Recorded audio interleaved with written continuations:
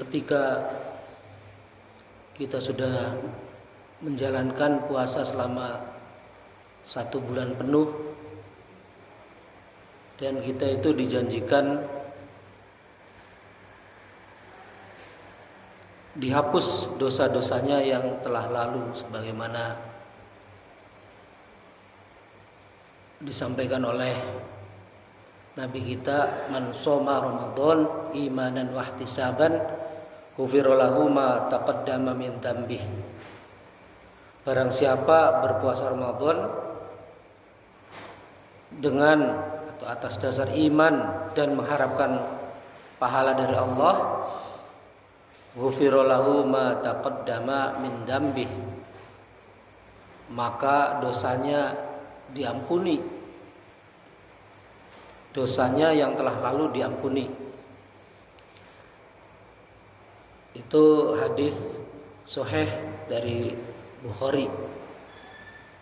Nah, pertanyaannya, apakah dengan berpuasa Ramadan itu benar-benar diampuni semua dosa-dosa kita?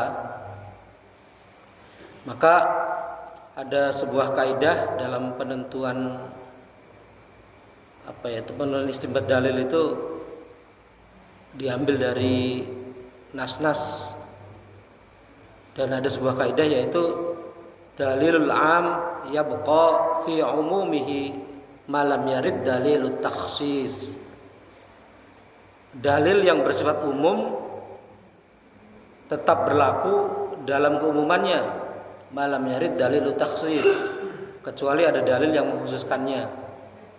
Dalil ini atau kaidah ini ada dalam kitabnya As-Suyuti. Artinya dalil tadi bersifat umum. Jadi ketika kita berpuasa maka diampuni dosa-dosa yang telah lalu, ya diampuni, apakah dosa besar, dosa kecil, dan seterusnya. Tetapi apakah ada yang mengkhususkannya? Apakah dalil yang mengkhususkannya itu ada? Berarti nanti dalil yang mengkhususkannya itu pengecualian, gitu. Pengecualian dosa yang diampuninya itu dikecualikan untuk dalil-dalil yang khusus itu. Ternyata ada, yaitu hadis tentang, salah satunya hadis tentang al-muflis atau orang-orang yang bangkrut. Faqala innal muflisa min ummati ya'ti yaumal qiyamati bi sholatin wa siyamin wa zakatin wa ya'ti qad syatama hadza wa qadhafa hadza wa akala ma la hadza wa safaka dama hadza wa daraba hadza wa fayu'ta hadza min hasanatihi wa hadza min hasanatihi fa in faniyat hasanatuhu qabla an yuqda ma alaihi ukhidha min khotoyahum fadurihat alaihi thumma turiha finnar. Jadi dalam hadis ini dikecualikan dosa-dosa orang yang berpuasa itu diampuni semua, kecuali ketika ada hal-hal yang terkait dengan 6 hal. Jadi dalam hadis ini diceritakan, atau artinya orang yang menderita atau bangkrut, orang yang menderita bangkrut berat dari umatku adalah orang yang dibangkitkan di hari kemudian dengan membanggakan amal ibadahnya yang banyak. Ia datang dengan membawa pahala sholat yang begitu besar, pahala puasa dan pahala zakat, sedekah, amal dan sebagainya.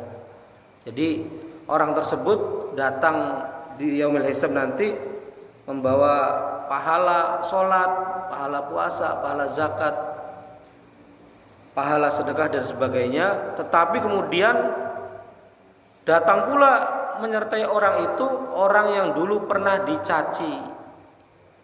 Jadi apabila ada orang yang mencaci, apabila kita pernah mencaci seseorang, maka apabila tidak selesai di dunia, maka nanti di akhirat orang tersebut yang kita caci itu akan menagih. Menagihnya bukan dengan cacian lagi, tapi dengan pahala dan dosa. Jadi kalau kita pahalanya full sholat, puasa, zakat, maka pahala sholatnya tadi akan diambil oleh orang yang mencaci tadi. Kemudian pernah dituduh berbuat jahat. Jadi ada orang yang pernah dituduh berbuat jahat, itu juga akan menagih ke kita, tagihannya ya dari pahala yang kita punya tadi, pahala sholat, puasa, zakat. Diambil terus. Kalau misalnya kita semakin banyak mencaci, semakin banyak berbuat jahat atau memfitnah, maka akan terus diambil pahala-pahala kita. Termasuk nanti orang yang hartanya pernah dimakan, atau orang yang memakan harta yang bukan hak, bukan karena jual beli, bukan karena dihibahkan atau dapat hadiah, bukan karena bekerja misalnya, tetapi dia mengambil harta yang itu bukan haknya dia. Misalnya dari mencuri, misalnya dari merampok, membegal, dari korupsi, termasuk dari harta riba, itu juga akan ditagihkan di akhirat. Dari menipu juga, harta yang didapat dari menipu itu orang tersebut akan ditagih. Dari manipulasi pelaporan misalnya, manipulasi pelaporan keuangan, itu kan termasuk tadlis juga, termasuk penipuan juga. Nah itu juga akan dimintai pertanggungjawaban di akhirat nanti. Terus diambil pahala kita sampai misalnya pahalanya itu habis, maka dilimpahkan dosa orang yang misalnya diambil hartanya oleh kita, dilimpahkan dosanya sehingga yang harusnya kita masuk surga karena full pahala kita, pahala sholat, zakat, puasa kita, tetapi bisa masuk neraka gara-gara hal-hal tadi. Dan itu adalah orang-orang yang bangkrut gitu. Jadi kalau misalnya dosa-dosanya itu masih sifatnya hubungannya dengan individu, misalnya menipunya satu orang, mencurinya kepada rumah satu orang, itu masih mending itu. Masih mending, walaupun tidak mending juga karena masuk neraka kan, bisa masuk neraka. Tapi kalau misalnya nipunya satu negara misalnya, membohongi satu negara, kemudian melakukan transaksi diam-diam, membelikan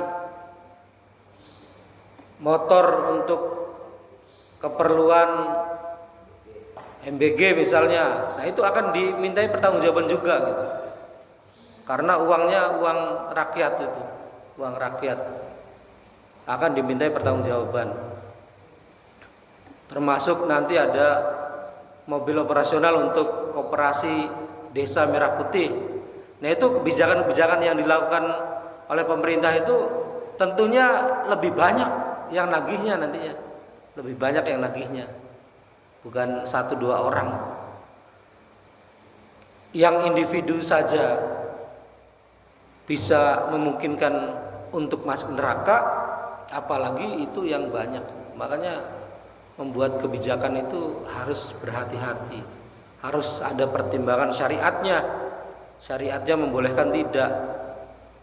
Apabila membolehkan ya maka dilakukan, apabila tidak ya maka transaksinya itu bukan transaksi yang